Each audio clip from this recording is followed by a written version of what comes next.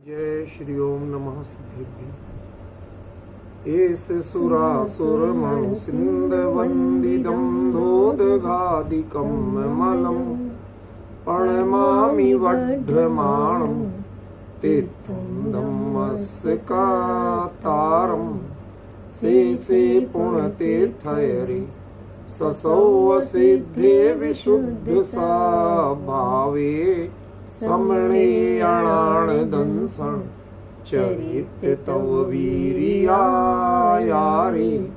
ते सौवे समगम पतेगमेव पतेगं वन्दामि अवट्टन्ते अर्हन्ते मानुषे खेते कीच्चारिहन्ताणम् सिद्धाणं तैणमो गणहराणं अजावैवगाणं साहूणं चैव संवेसिं तेसिं विशुद्धदंसं प्राणपहाणासमं समासेज्य ओवसंपयामि सम्मं जतोणिवाण संपत्ति। प्रवचन सार परमागम चरणान योग चूलिका महाधिकार गाथा 238 पृष्ठ 465। जम अण्णाणि कम्मं खवेदि भवसय सहस्र कोडिहिं तम्णाणीति गुत्तो खवेदि उस्सास में तेण। इस गाथा के अर्थ में बहुत विचित्रताएं हैं। जो अर्थ हम पढ़ते और समझते हैं वास्तव में वो इसका अर्थ है नहीं। हम विचार करेंगे तो समझ में आएगा। शुरू से हम उस लाइन पे नहीं जाते हैं, शुरू से पहले एक एक शब्द का अर्थ समझते हैं। शुरुआत कहाँ से है? अण्णाणि माने अज्ञानी जीव, जम कम्मम जिस कर्म को, खवेदी नष्ट करता है, क्षय करता है, भव सय सहस्र कोडिहिम लाखों करोड़ भवों के द्वारा, लाखों करोड़ भवों में। अब इन एक एक शब्द की जो वास्तविकता है, कुंद कुंद ने जिस रूप में कही है वो वास्तविकता यहां कहीं नहीं आई। तुम उस कर्म को तिहि गुप्तोड़ाणी, तीन गुप्तियों से गुप्त ज्ञानी, ठीक है ना। तिहि गुप्तो राणी, तीन गुप्तियों से गुप्त ज्ञानी। देखो इसमें तिहि में जो बिंदी है वो बिंदी वास्तव में गलत लगी है नहीं। मैं अभी बताऊंगा सारा अर्थ। उच्छ्वास में तेण खवेदी, वह उच्छ्वास मात्र में उनको नष्ट कर देता है। एक बार हुआ, एक बार और अर्थ बताता हूं ताकि शब्द आपको क्लियर हो। जब अच्छी तरह शब्द क्लियर होने लगे तब फिर कुछ विशेष बताने का सार है। अण्णाणि अज्ञानी, जम कम्मम जिस कर्म को, खवेदी क्षय करता है, भव सय सहस्र कोडिहिम, सय माने 100, सहस्र माने 1000 और कोटि माने करोड़। 100,000 करोड़ माने लाखों करोड़, ठीक है ना। भवों से ध्यान रखना, इसमें काल की बात नहीं है, भव की बात। भव माने जन्म मरण, जन्म मरण। इसका अनुवाद जब वो किया गया छेड़ाला वगैरह में, कोटि वर्ष तप तपे, वर्ष कर दिया। कोटि जन्म, कोटि जन्म तप तपे, ऐसा है। हाँ। चलो जो भी है, कोटि जन्म तप तपे, तो भी वहां कोटि अकेला करोड़ कर दिया, जबकि यहां है लाखों करोड़। 1 करोड़ और कई लाख करोड़, क्या फिगर आएगा आप सोच सकते हैं। ठीक है ना। तो आचार्य ने यहां बड़ा स्पष्ट शब्दों में कहा कि लाखों करोड़ जन्मों में जिस कर्म को अज्ञानी जीव क्षय करता है, आप कुछ भी नोटिस नहीं ले पा रहे, कोई भी होश ही नहीं पड़ रहा मैं कहां ध्यान दिला रहा हूं। क्षय करता है, निर्जरा करता है नहीं। पॉइंट क्या है? क्षय करना, क्षय का है, निर्जरा करने का नहीं।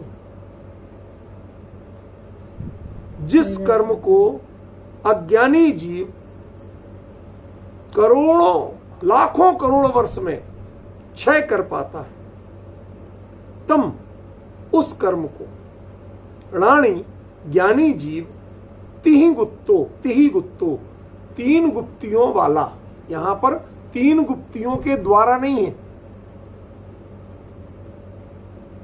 अर्थ किया है 3 प्रकार से मनोवचन काया से गुप्त होने से माने तृतीयांत अर्थ ले लिया कि नहीं लिया। यहां 3 प्रकार के 3 गुप्तियों से है ही नहीं, त्रिभी गुप्ता ये नहीं, ति गुप्तो 3 गुप्तियों वाला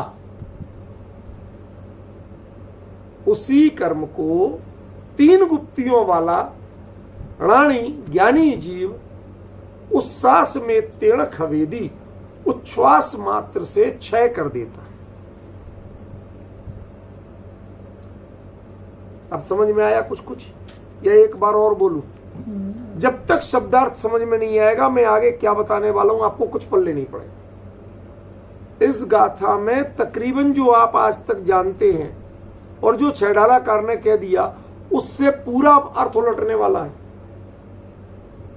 इसलिए पहले शब्दों को अच्छी तरह पकड़ लो कि किसका क्या अर्थ, बिल्कुल खूंटा गाड़ लो कि हाँ इसका यही अर्थ तय कर लो, तब समझ में आएगा मैं क्या कह रहा हूं।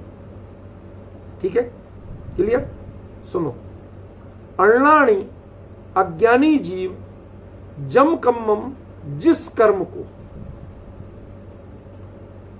भव 100 सहस्र कोडिहिम लाखों करोड़ वर्षों में खवेदी क्षय करता है। ध्यान रखना, क्षय करने का अर्थ निर्जरा करना नहीं। समझ गए? खवेदी का खपाता है, ये सब बेकार की बात है। क्षय हमारे यहां टेक्निकल टर्मिनोलॉजी है, पारिभाषिक शब्दावली है, पदावली है। क्षय करना एकदम परफेक्ट सेंस है भाई, अंदाजिया बात नहीं। ठीक है, तो निर्जरा नहीं है, क्षय करने की बात। क्षय किसे कहते हैं? जिस कर्म का जब क्षय हो जाए उसके बाद उसका उदय और उपशम संभव नहीं है, बंध और निर्जरा संभव नहीं, खत्म हो गया हो। जिसकी सत्ता ही खत्म हो गई, फिर उसका उदय, सत्व, निर्जरा कुछ भी संभव नहीं। उसका प्रकृति, प्रदेश, स्थिति, अनुभाग कुछ भी संभव नहीं। समझे? बात किसकी कर रहे हैं? क्षय की। और आप जो समझते हैं कोटि जन्म तप तपे ज्ञान बिन कर्म झरे जी, झरे निर्जरा। निर्जरा और क्षय एक चीज नहीं। अनादिकाल से इस जीव के निर्जरा हो रही है, भले ही सभी पाक हो रही हो, प्रति समय हो रही है। समझ गए ना? प्रति समय निर्जरा हो रही है। उसका नाम क्षय नहीं है, उसका नाम सकाम निर्जरा, पुनर्बंध। समझ गए ना? वो निर्जरा से तो एक कब निर्जरित होते हैं उसके अनंत गुने बन जाते। समझ रहे ना? इसलिए यहां जो आचार्य कहना चाहते हैं वो अर्थ निर्जरा में घटित नहीं होता है। समझे? मैं जो बात बताना चाहता हूं आचार्य का मर्म, वो वहां तक पहुंचने में थोड़ा समय लगेगा, थोड़ा धीरे चलूंगा मैं। पहले प्रश्न क्लियर करो, तब उत्तर समझ में आना शुरू हो। ठीक है? इसकी लिंक जो प्रकरण चल रहा है उससे मिलाना है तो एकमात्र तरीका है आपके पास, और वो तरीका क्या है? जो आचार्य जिन चीजों पर जोर देके कहना चाहते हैं उसको समझो कि अज्ञानी जीव जिस कर्म को लाखों करोड़ वर्ष भवों में जन्मों में क्षय कर पाता है, उसको ज्ञानी जीव तीन गुप्तियों वाला ज्ञानी जीव, तीन गुप्तियों के द्वारा नहीं।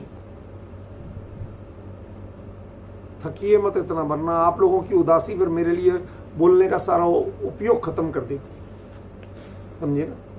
सुनो जरा ध्यान से। तीन गुप्तियों वाला, तीन गुप्तियों के द्वारा नहीं है, तीन गुप्तियों वाला जीव और तीन गुप्तियों के द्वारा। गुप्तियों को उसने साधन नहीं बनाया है, वह गुप्तियों से युक्त हुआ है। जैसे मैंने खिड़कियां बंद करके शोरगुल आना बंद कर दिया, बाहर की धूल आना बंद कर दी, तो इसमें खिड़कियां साधन हो गई।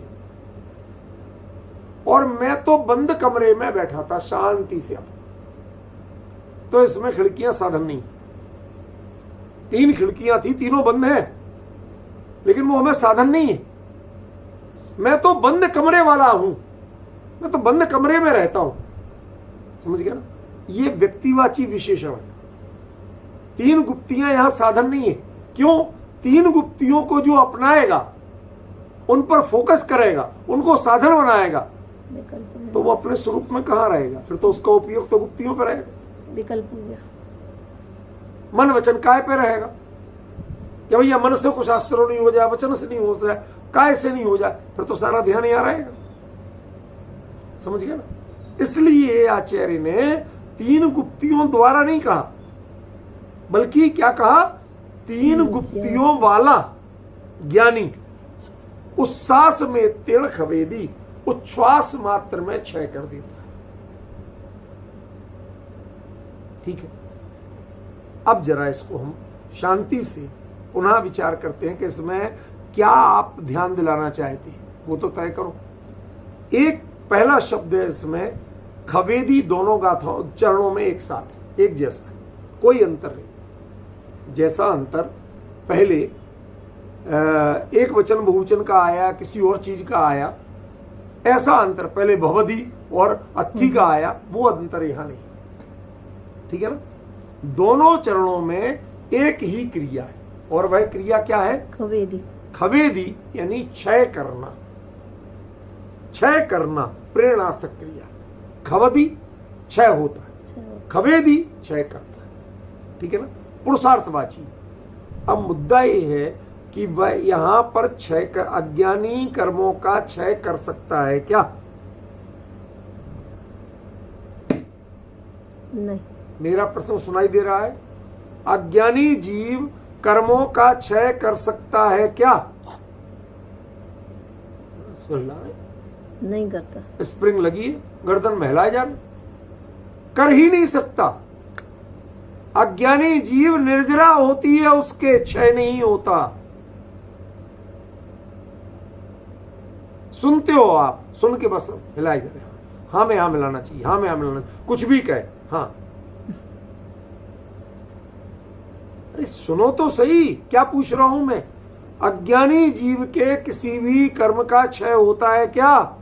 नहीं, क्यों? होता ही नहीं है। बंद जाते हैं तुरंत ही। अरे पागलपन की बात कर रहे हो, बंद जाते तुरंत ही? जब वो क्षय होते, कॉन्सेप्ट क्षय का लो, मैं बंद की बात नहीं कर रहा हूं। क्षय होता है क्या? अज्ञानी के किसी भी कर्म का क्षय हो सकता है क्या? नहीं हो सकता। क्या तीन काल में नहीं हो सकता? दूसरी बातें नहीं करना। आप लोगों की सबसे बड़ी गंदी आदत है, बात को डाइवर्ट कर देते, कहीं का कहीं ले जाओ। मैं जितना पूछ रहा हूं उतने पर फोकस करो। अज्ञानी को किसी भी कर्म का क्षय होता है क्या? नहीं होता। आचार्य तो साफ लिख रहे कि अज्ञानी जिस कर्म को लाखों करोड़ों जन्मों में क्षय करता है। लिखा कि नहीं लिखा? और सिद्धांत क्या कहता है कि अज्ञानी जीव के किसी भी कर्म का क्षय होता ही नहीं है।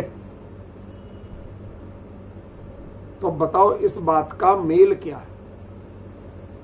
अब प्रश्न समझ में आया मैं कहां जोर दे रहा था? आप लोग क्या अपने दिमाग को दौड़ाते हैं, उससे सारी गड़बड़ियां पैदा होती। मैं चाहता हूं कि बिल्कुल कंसंट्रेट रहो कहां मैं बताना चाहता, और मैं नहीं बताना चाहता, आचार्य देव बताना चाहते।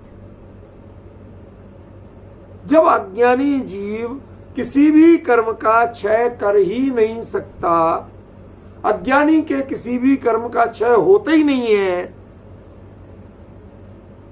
तो लाखों करोड़ वर्षों में, जन्मों में उसका क्षय कैसे हो जाए? और आचार्य ने तो साफ लिखा कि खवेदी क्षय कर लेता है। तो एक प्रश्न समझ में आया कि नहीं आया? देखो मैं बार बार हर गाथा में यही कहता हूं, जब तक प्रश्न क्लियर नहीं होगा उत्तर आपको समझ में नहीं आएगा। यदि उत्तर को सही रूप से समझना है तो आपको प्रश्न को क्लियर करना ही पड़ेगा, आपके पास कोई रास्ता नहीं, समझे? वरना वो जो अर्थ आचार्य यहां कहना चाहते हैं वो नहीं निकले, फिर वो एवरेज वाले अर्थ निकलेंगे, वो इस क्रम का अर्थ नहीं निकलेगा। फिर बिना क्रम के एक एक गाथा का अलग अलग अर्थ करो, वो वाला अर्थ निकलेगा, समझ गए? ये अर्थ जो इसका सही अर्थ निकलेगा वो उस क्रम में, तारतम्य में निकलेगा, समझे?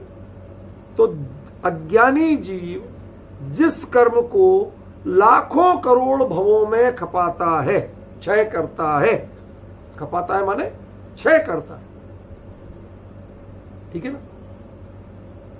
तिहि गुप्तो राणी तम कम्मम, 3 गुप्तियों वाला ज्ञानी उसी कर्म को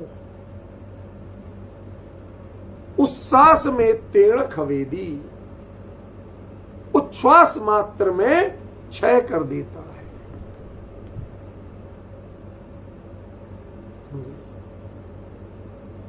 अब यहां पर ज्ञानी के लिए परिभाषा दे दी। हु इज ज्ञानी? हु कॉल्ड ज्ञानी? 3 गुप्तियों, 3 गुप्तो राणी, जो 3 गुप्ती वाला है वही ज्ञानी है। इसका मतलब जो 3 गुप्तियों रूप प्रणत नहीं है वो ज्ञानी। यदि ये 3 गुप्तियों के द्वारा होता तो फिर ये ज्ञानी और अज्ञानी की परिभाषा नहीं बता सकता, पर ज्ञानी कुछ और होता, वह 3 गुप्तियों के द्वारा कर्मों का क्षय करता है। लेकिन आचार्य ने ये नहीं कहा। आचार्य ने क्या कहा? 3 गुप्तियों वाला ज्ञानी जीव उस कर्म को उच्छ्वास मात्र में क्षय कर देता। समझे? माने ज्ञानी की परिभाषा क्या है कि जो 3 गुप्तियों से गुप्त है, 3 गुप्तियों के द्वारा कर्मों को क्षय करता है, वो नहीं है, उसकी अपनी क्वालिटी है, वो 3 गुप्तियों से गुप्त है। मन से कोई क्रिया नहीं, वचन से कोई क्रिया नहीं, काय से कोई क्रिया, इन सब से अपने उपयोग को हटाकर अपने स्वरूप में केंद्रित हुआ है, उसका नाम ज्ञानी। और जो मन वचन काया से उपयोग को पूर्णता हटाकर अपने स्वरूप में केंद्रित नहीं हुआ, उसका नाम ज्ञानी नहीं। अज्ञानी नहीं, ज्ञानी नहीं है बस, उसका नाम ज्ञानी है ही नहीं जिसने ऐसा नहीं किया। तो 3 गुप्तियों से गुप्त कौन होता है? परिहार विशुद्धि वाले, शपक श्रेणी वाला मात्र होता है, शपक श्रेणी, और कोई होता ही नहीं। बाकी सब तो वह पूरा गुप्त कहां है उनका? तो जब उपसम है तो अपने आप में कमजोरी है, उदय में नहीं है अकेला, बाकी तो सब है, सब बचा हुआ। एक शपक श्रेणी वाला जीव ही जो होगा उसको वास्तव में 3 गुप्तो कहा जा सकता है, वह 3 गुप्तियों वाला है। क्यों?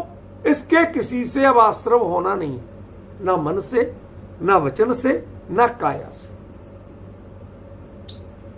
अच्छा एक बात बताओ, अरिहंत भगवान की 3 गुप्तियां हैं कि नहीं?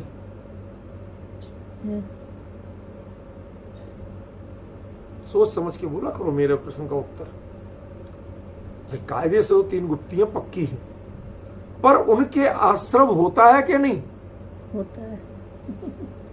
तो कैसे होता है? योग से होता है। और योग माने योग की चंचलता वो गुप्ती से होती है क्या? चमकाया। घूम गए, पूरा दिमाग घूम गया। जिसे कहते हैं दिल्ली की भाषा में दिमाग का दही होना चाहिए। पता तो चले कि हम आचार्य कुंद कुंद की गाथा का अर्थ कर रहे हैं। हमें कितनी सावधानी चाहिए, कितने पक्षों का विचार करना पड़ेगा। अरिहंत अवस्था में कर्मों का आश्रम होता है, अघातीय कर्मों का होता है। वो ईर्यापथ आश्रम, भले ही वो बंधते नहीं है, होता है। लेकिन पिछले बंधे हुए का उदय भी चलता है कि नहीं होता? होता है। नहीं तो क्षण से विहारा हो काय सिरे। समझ रहे? तो यहां तम जम कम्मम और तम कम्मम का अर्थ क्या है? मेरा प्रश्न समझ में आ रहा है? फिर जम कम्मम और तम कम्मम का अर्थ क्या है? यहां कम्मम एक वचन प्रयोग किया, कम्माणी नहीं कहा। मतलब सब कर्मों को यहां टारगेट नहीं किया गया। कुछ कर्म करना। और ज्ञानी और अज्ञानी की परिभाषा क्या है कि 3 गुप्तियों वाला जो है वही ज्ञानी है, और जो 3 गुप्तियों वाला नहीं है वो अज्ञानी। अब आपने कभी ये परिभाषा पढ़ी है क्या? आप तो सम्यक ज्ञानी को ज्ञानी, सम्यक दर्शन वाले को ज्ञानी, आत्मानुभूति वाले को भी ज्ञान। अब आप डिफरेंस समझ रहे हो नहीं समझ रहे? इस गाथा का अर्थ करने में कितनी सावधानी चाहिए, इसका ही नहीं, कुंद कुंद की प्रत्येक गाथा प्रवचन सार में इतनी अनूठी है, वो उन्होंने इतनी सावधानी से लिखी है, लेकिन अर्थ करने में उतनी सावधानी नहीं रखी है। जो ये छेड़ाला में मिलता है, कोटि जन्म तप तपे ज्ञान बिन कर्म झरे जे, ज्ञानी के छिन्न माई त्रिगुप्ति ते के द्वारा। अब ये सारा कुछ उल्टा हो गया। वह जनरल अपना कथन सही हो सकता है, लेकिन इस गाथा का अनुवाद की दृष्टि से वो सही है। क्यों? ती गुत्तो, इसमें पुल्लिंग प्रथमा एक वचन का रूप दिया। जो उड़ाने की विभक्ति है वही गुप्तों की विभक्ति। 3 गुप्तियों वाला ज्ञानी, ये कहा उन्होंने। ज्ञानी 3 गुप्तियों के द्वारा नहीं, वहां क्या दिया? त्रिगुप्ति ते कहते ही तृतीया कर दिया, प्रथमा गुप्तियों को साधन बना दिया। यहां क्या कहा? प्रथमा। ज्ञानी की परिभाषा है ये, ज्ञानी का लक्षण है कि जो 3 गुप्तियों वाला है वो ज्ञानी। अब डिफरेंस समझ में आ रहा है? कुछ थोड़ा दिमाग खुल रहा है। विभक्ति क्लियर करो तो उसके लिए समझ रहे? ये तिही में जो बिंदी लगा दी ना, ये तृतीया बना दिया, तृतीया बहुवचनांत रूप बना दिया। तो 3 है तृतीया बहुवचन और गुत्तो है प्रथमा बहुवचन, प्रथमा एक वचन। ये कैसे बन जाएगा? नहीं। इसलिए मैंने कहा ती गुत्तो ये 1 वर्ड है। समझ गया ना? 3 गुप्तियों वाला, समझ गया? 3 गुप्तियों वाला जो है वो ज्ञानी है, और जिसके 3 गुप्तियां नहीं है वो अज्ञानी है। यहां ज्ञानी और अज्ञानी की जो तफावत है ना, भेद है ना, अंतर है ना, वो इस चीज पर केंद्रित है। अभी जब इसका पूरा अर्थ करूंगा ना, तो आप लोगों को लगेगा कि पहाड़ से नीचे पटक दिया किसी ने। आप क्या समझ रहे थे और यहां आचार्य कह क्या रहे? पर वो अर्थ तक पहुंचने के लिए आपको मेरे साथ चलना पड़ेगा। जिस क्रम से मैं बात बता रहा हूं उन पर फोकस करना पड़ेगा। नवीन जी, अमित जी वगैरह आज देखो लैपटॉप पे नहीं है तो मैं किसी को देख नहीं पा रहा हूं, पर लगभग लोग होंगे ऐसा मैं विश्वास करता हूं। समझ रहे ना? उस पर, इस पर जरा फोकस करो मैं क्या कह रहा हूं। आचार्य देव क्या कह रहे हैं यहां? पहला जम कम्मम, ये एक वचन है, कम्माणी नहीं है। यहां कर्मों के क्षय की बात नहीं है, किसी पर्टिकुलर कर्म के क्षय की बात। क्षपक श्रेणी द्वारा क्या होता है? चारित्र मोहिनी का क्षय होता है। वो ना ज्ञानावर्णी का करते हैं, ना दर्शनावर्णी का, ना अंतराय का। वो अलग होते हैं, वो उनके क्षय अलग कारणों से होते हैं। जो क्षपक श्रेणी आरोहण होती है वो कहां पूरी हो जाती है? 12वें गुणस्थान में पूरी हो जाती है। और 12वें गुणस्थान में ना ज्ञानावर्णी का क्षय हुआ, ना दर्शनावर्णी का क्षय हुआ, ना अंतराय का क्षय हुआ। किसका क्षय हुआ? अकेले मोहिनी का। और मोहिनी में भी चरित्र मोहिनी का। क्यों? दर्शन मोहिनी का जो क्षय कर चुका होता है, माने क्षय सम्यक दृष्टि है, उसको ही श्रेणी होती है, अन्य किसी को श्रेणी होती नहीं। अब कुछ कुछ क्रम समझ में आ रहा? तम कम्मम जम कम्मम, ये एक वचन प्रयोग किया आज। मोहिनी कर्म कोई टारगेट है बस। मोहिनी में भी चारित्र मोहिनी, दर्शन मोहिनी वाली 6 हो गई।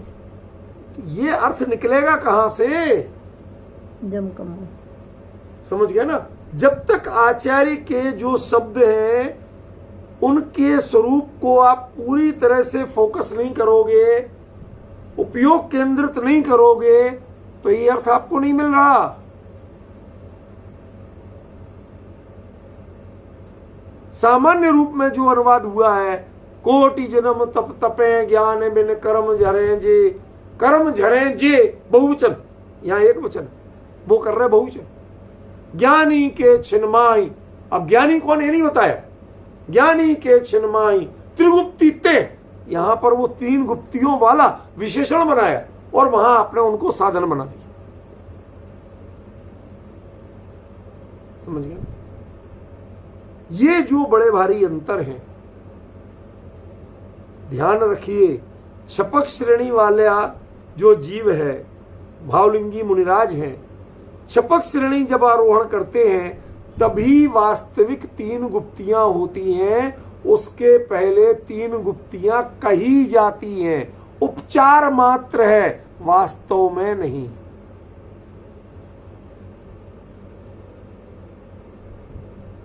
खिड़कियों के दरवाजे, खिड़कियों के पल्ले होते ना, उनमें कभी सिटकनी नहीं हो। जानते हो सिटकनी? वही जो आप बंद करते हो वो नहीं हो, और आप पकड़ के बैठना पड़े तो आप कमरे में बैठ सकते हो चैन से? नहीं बैठ सकते। हवा चल रही तेज, खिड़कियों पल्ले तो लगे हैं पर वो पल्ले आपको पकड़ के बैठना पड़ रहे हैं हैंडल से।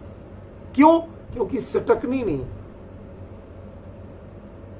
आप चैन से कब बैठोगे, आप अपना काम कब करोगे कि वो अपने बल पे रुकी रहे, सिटकनी लगी हो, वो बंद है साहब, हमें उनको पकड़ के बैठने की जरूरत है। जो 3 गुप्तियों से वाला इनको साधन बनाओगे तो आप पकड़ के बैठे हो उन्हें। बराबर। आपका फोकस किस पे है? खिड़की पकड़ के बैठे। 3 गुप्तियों क्या करें भाई साहब, मैंने छोड़े हो तो अभी यार सारी धूल अंदर आ जाएगी, आंधी चल रही है। अब डिफरेंस समझ रहे हो आप?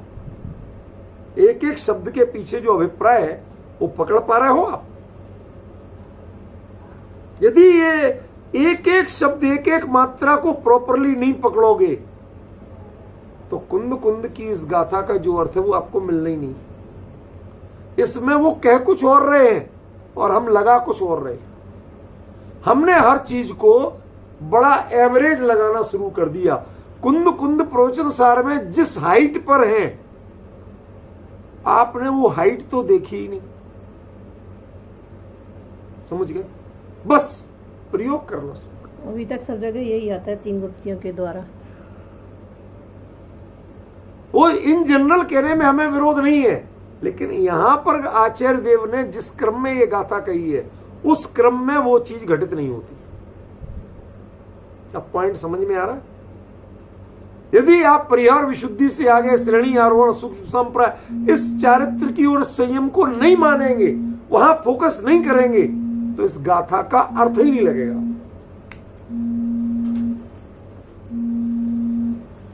अब समझ में आया कुछ मैं कहां रोक रहा था? जम कम्मम तम कम्मम, ये एक वचन है। इसका मतलब सिर्फ और सिर्फ चारित्र मोहिनी कर्म। सबसे ज्यादा मोहिनी जरा में क्षय हो जाता। समझ गए? लेकिन चारित्र मोहिनी के भेद भी बहुत हैं और उसके लिए पूरी प्रक्रिया करना। शुरू कहां से होगा? देश व्रत से। भाई आपके लाखों करोड़ जन्म काय में लग जाएंगे? शुरू हो रहा है देश व्रत से। देश व्रत से महाव्रत। अब महाव्रतों का पालन चल रहा है, सब सारी प्रक्रियाएं चल रही हैं। समझ रहे? असल चीज कितनी है, कब होना है क्षय?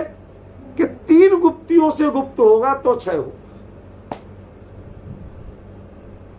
3 गुप्तियों से गुप्त नहीं हुआ, खूब 11 प्रतिमा पालो, 12 व्रत पालो, 5 महाव्रत पालो, 5 समिति पालो, सब चीजें पालते।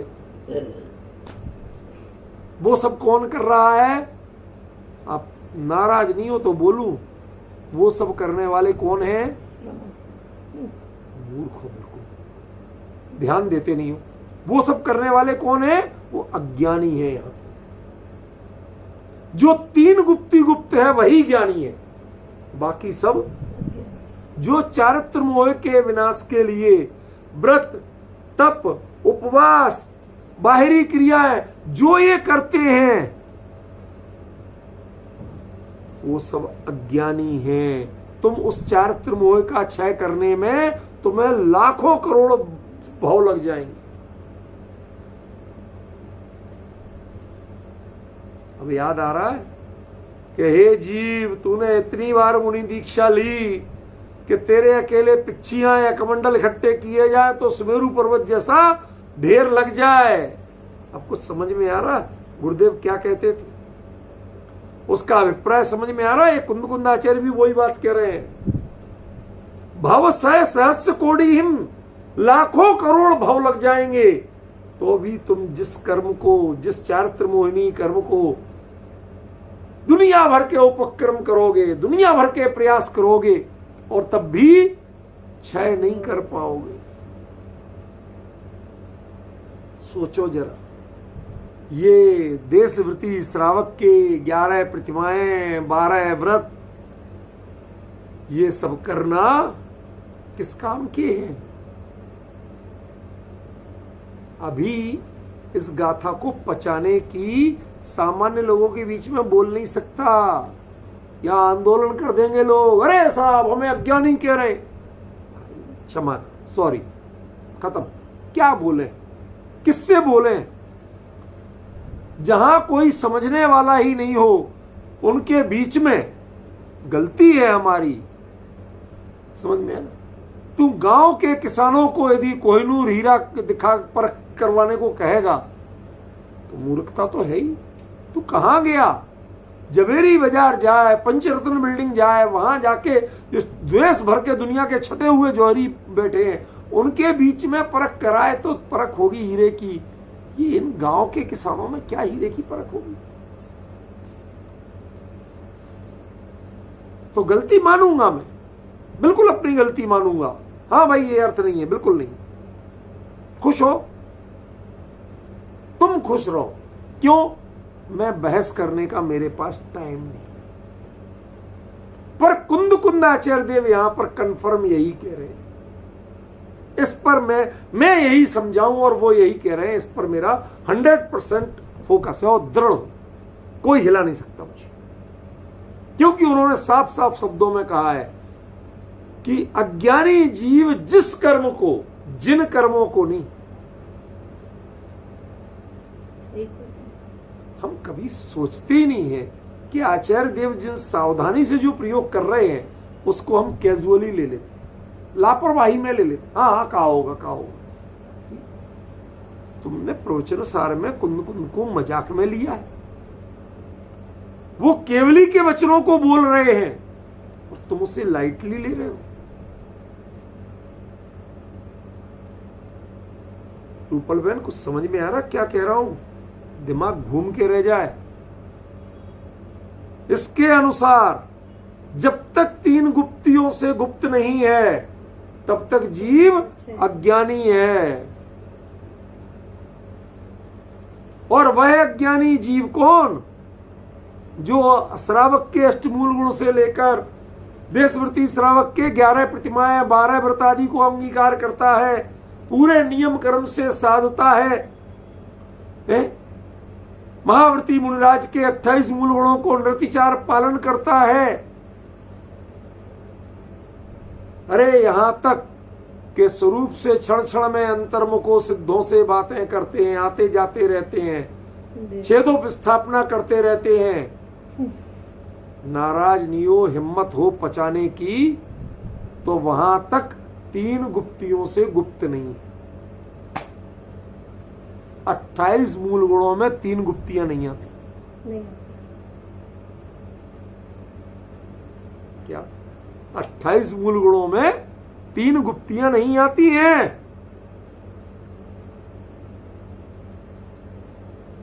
तीन गुप्तियां ध्यान के अंग हैं, 28 मूल गुणों के पार्ट नहीं है। इसलिए 28 मूल गुणों तक का जितना विवेचन है, यदि क्षमा करें तो मैं पचाने की शक्ति हो, ये बहुत गरिष्ठ चक्रवर्ती के लड्डू जैसी बात है। यदि हिम्मत हो तो जब आचार्य कहते हैं 3 गुप्तियों वाला ही ज्ञानी है, तो इसका मतलब जब तक 3 गुप्तियों की भूमिका नहीं आई तब तक वो अज्ञानी है। और तुम जितने व्रत करो, तप करो, उपवास करो, समितियां पालो, क्यों अपरिग्रह तिल तो मात्र भी नहीं। कहते इनसे बच के क्या हो गया? त्रिंच गति में जब जन्म लिए थे तो वहां भी तिल तुस मात्र भी नहीं था। तो क्या कौन हो गए? त्यागी हो गए? नहीं। संग में नहीं होना इसका नाम त्याग नहीं है। संग का विचार चित्त में नहीं होना इसका नाम त्याग। संग का विकल्प चित्त से उतर जाना इसका नाम त्याग। उसका नाम अपरिग्रह है।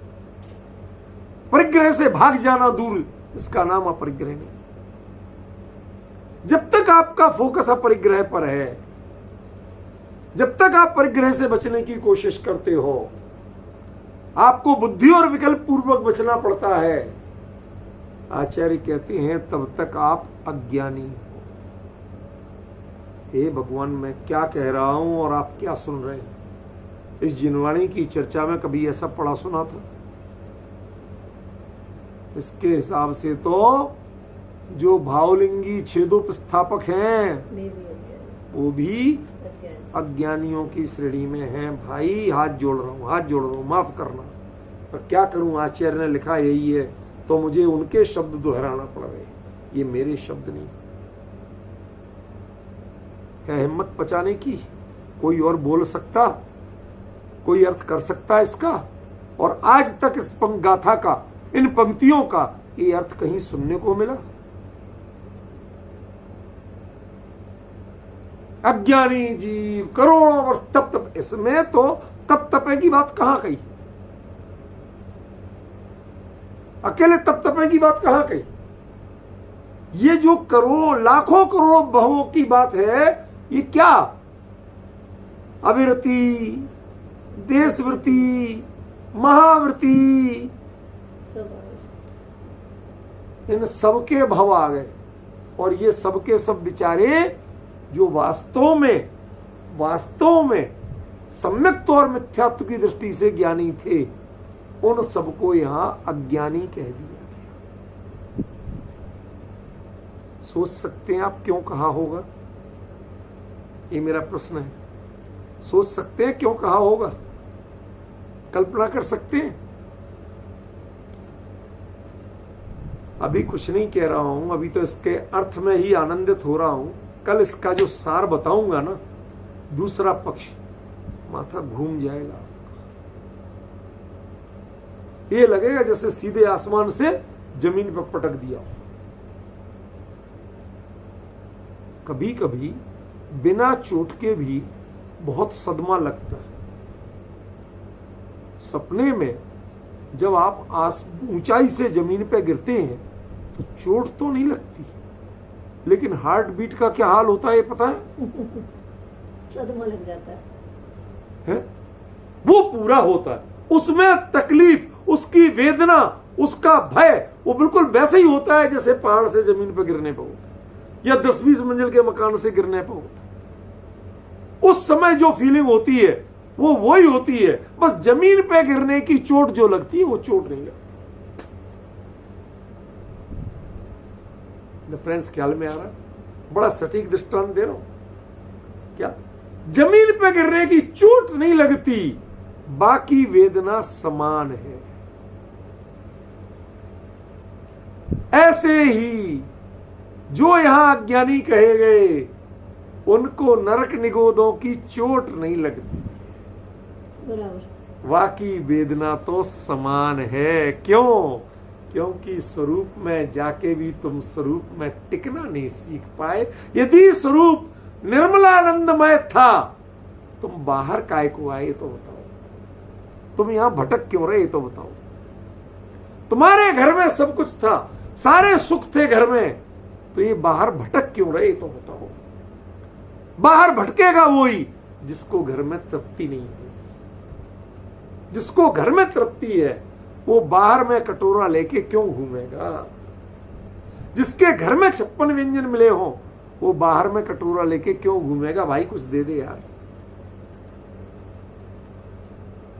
इनमें पंच महाव्रत में, 5 समिति में, आवश्यकों में, इनमें आपका उपयोग भटकता क्यों है ये तो बताओ। यदि निजानंद की अनुभूति आपको उसी रूप में होती है तो आपका उपयोग भटकता क्यों है, लौट के क्यों आता है, मैं ये बताऊं। आप ये भी नहीं कह सकते कि साहब वो कर्म का उदय है। आत्मा में किसी कर्म का उदय नहीं होता, ना कोई कर्म आत्मा को रोक सकता। यह कमी आपके पुरुषार्थ की जाति की है, और जो पुरुषार्थ की जाति की कमी है उसका नाम यहां अज्ञान है। यदि तुम्हारी पुरुषार्थ होगा कब? जब श्रद्धान और ज्ञान बिल्कुल कॉन्क्रीट निर्मल होगा, जरा सी भी गुंजाइश नहीं होगी, एकदम कंफर्म, तो आपके लिए बड़ी भारी नॉलेज नहीं चाहिए। नित्य निगोद माही तय कड़कर नर पड़ जाए पाए सुखदानी, पढ़ा है कि नहीं पढ़ा है? एक चीज पढ़ के आई आज तो अकेली जमा ही लेना जितनी जोर से ले सके, और कुछ पढ़ के नहीं है।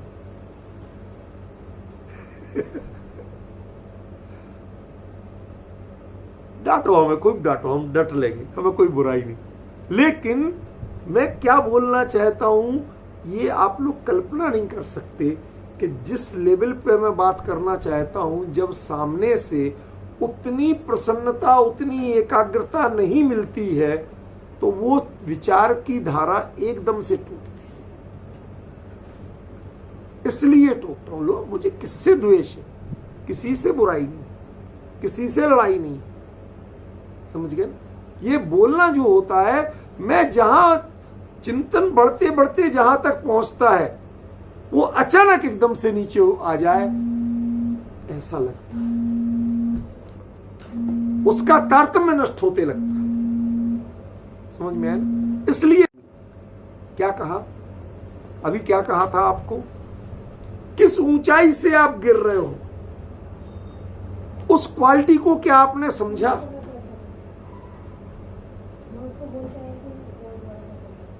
यदि नहीं समझा है तो आपको सावधान होना पड़ेगा, गंभीर होना पड़ेगा। क्या कह रहे हैं आचार्य जी?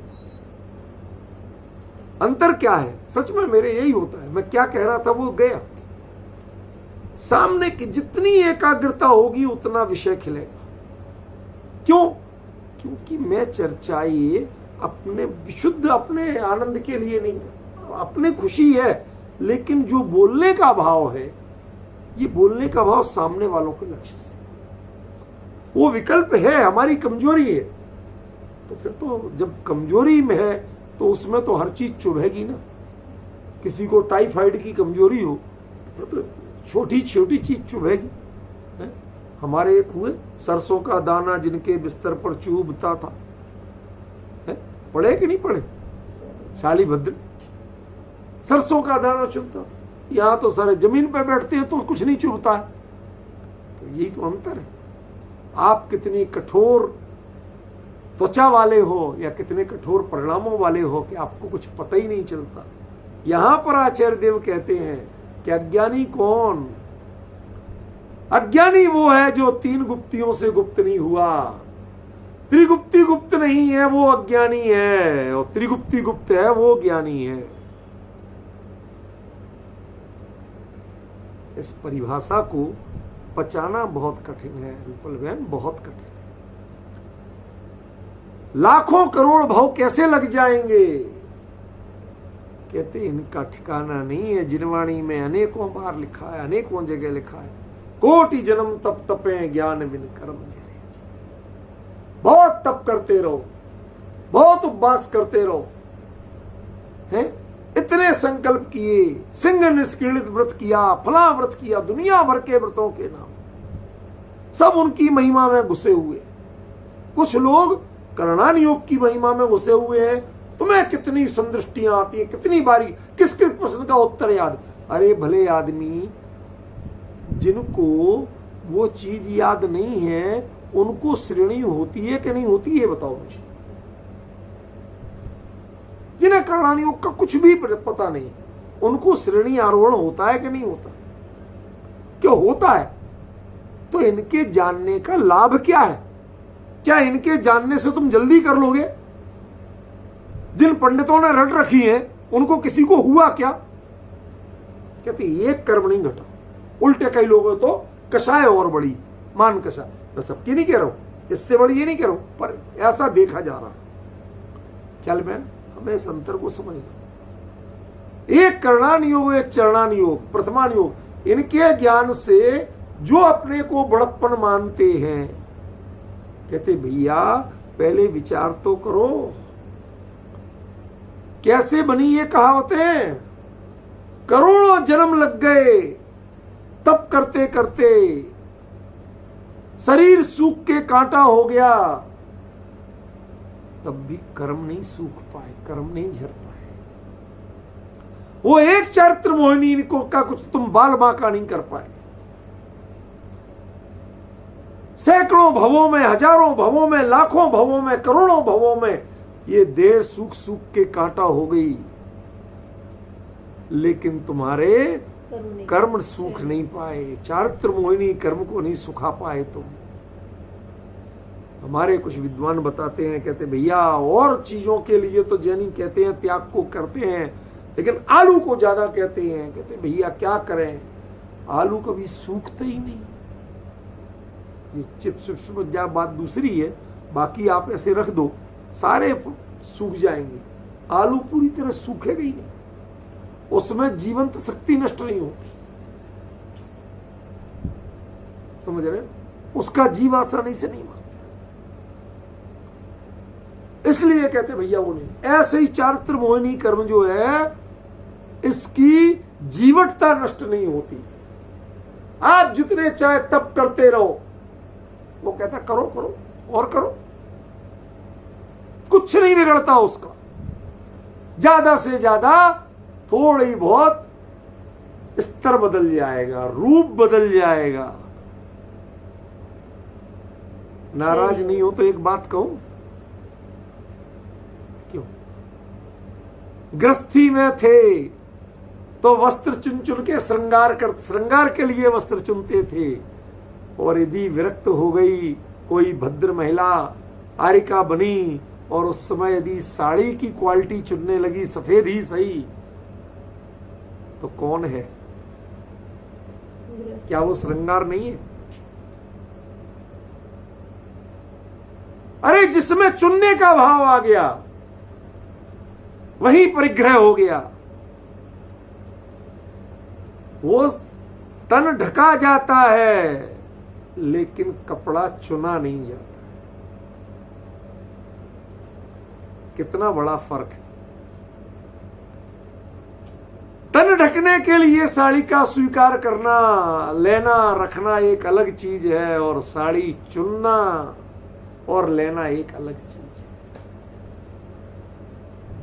जिसने साड़ी चुन ली उसका चारित्र मोहिनी प्रबलतम होता है।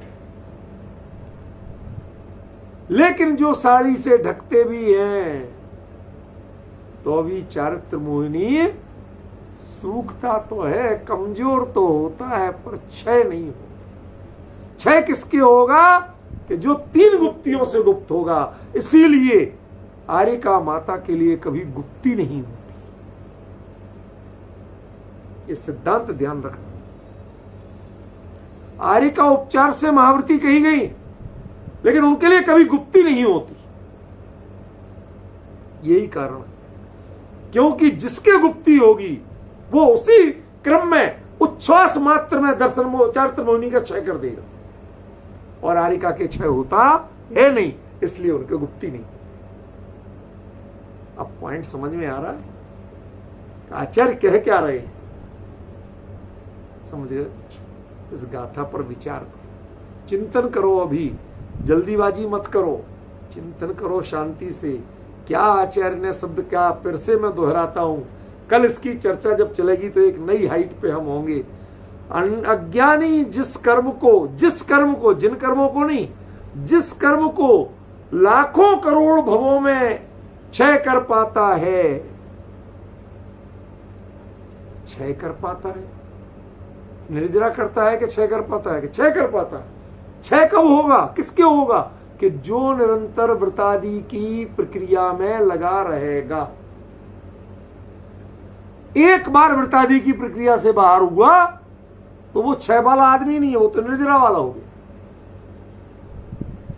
डिफरेंस समझ रहे कि नहीं? ये क्षय शब्द कब लागू पड़ेगा?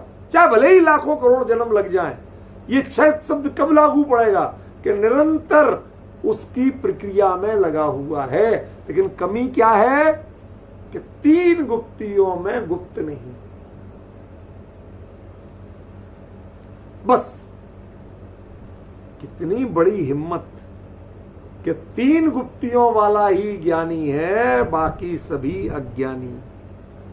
तुमने आत्मा को जाना क्या, ये तो बताओ। तुम वापस क्यों आते हो?